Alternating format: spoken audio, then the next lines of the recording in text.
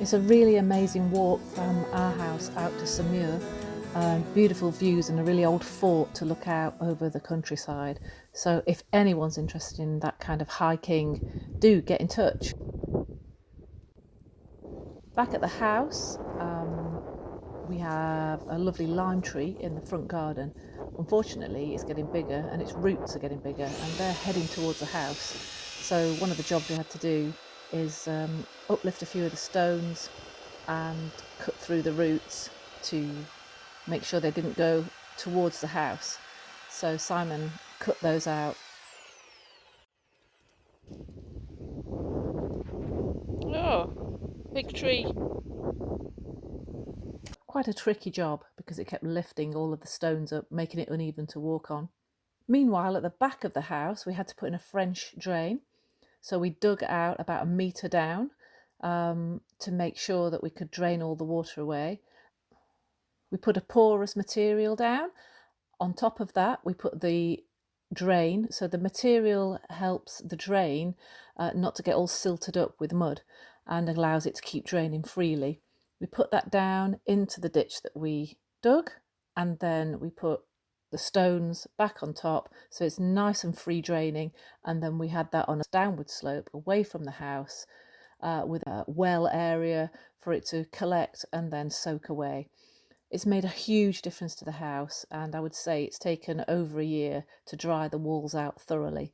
And now, even after torrential rain this year, the most rain we've seen since records began, the house is still dry, which we're so thankful that we did that last year. At last, we managed to finish the roof.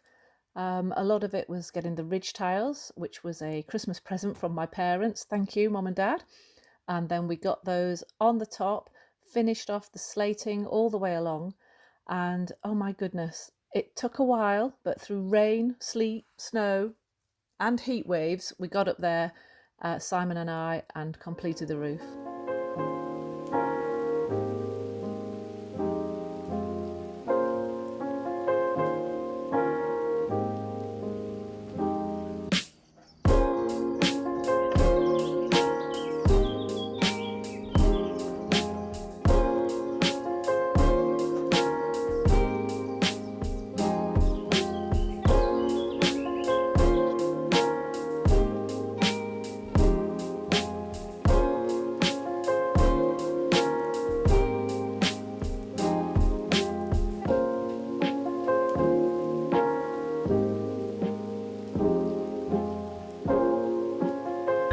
Last few slates as the storm clouds gather. No rain getting in this time. It's August and it's beautiful, and some of the flowers are coming to an end and the pears are just starting to fall, and you can see the dark clouds are the beginning of a storm. And there's the blue sky.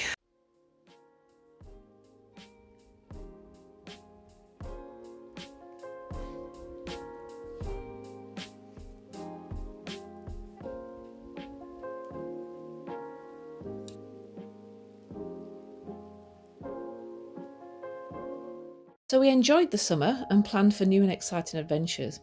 While Simon continued a full-on software work schedule, I continued working on the garden in my spare time, and I finished pointing the gable end, which was a massive job. I didn't take much film footage, but here are a few pictures to show you how the progress went.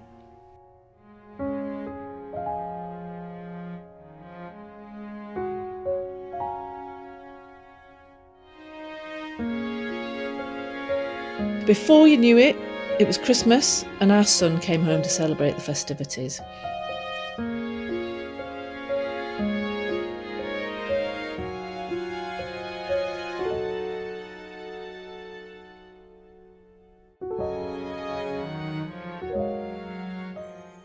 So the olive trees are in for winter.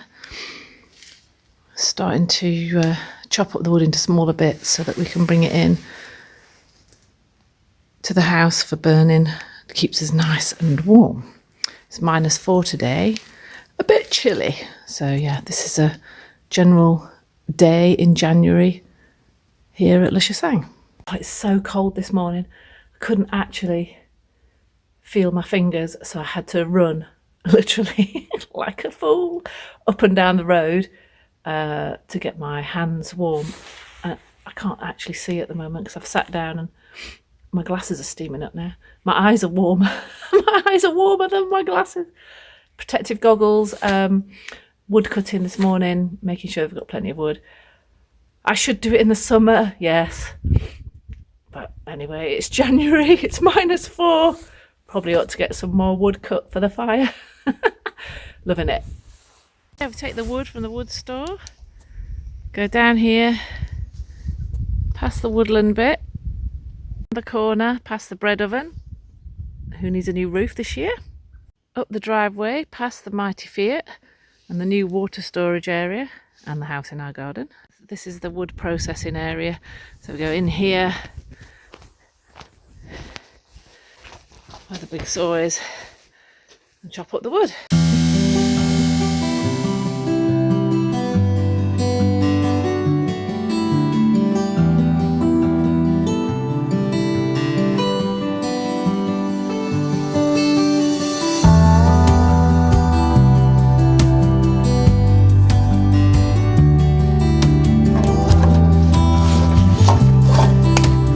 There we are, chop it all up, take it inside. So there it is, all cut up from the super saw. Back in the barrow and stack it. In through the door. That's the back of the barn. You can just see in the background here the lime tree that's been pollarded. That removes all the branches and means that it has a good fresh growth for next year, and it always looks a lot better for it. After pollarding the tree, all the chippings go around the baby apple trees to help them stay warm in the frost and hold moisture, and hopefully, fingers crossed, we'll see some leaves on those coming through in the spring, and apples. Any luck, hopefully. It's quite an intricate support that Simon's put together, but this hopefully helps the roots to stay nice and steady when the tree blows in the wind. So these were mature trees that we planted from an orchard that someone was taking apart, a farmer, and he sold all of these mature apple trees for €10. So we thought, well, we'll give it a try. And lots of people have said, no, that's not going to work. But we have had leaves on all year, and the roots, I think, they have stabilised. We've kept them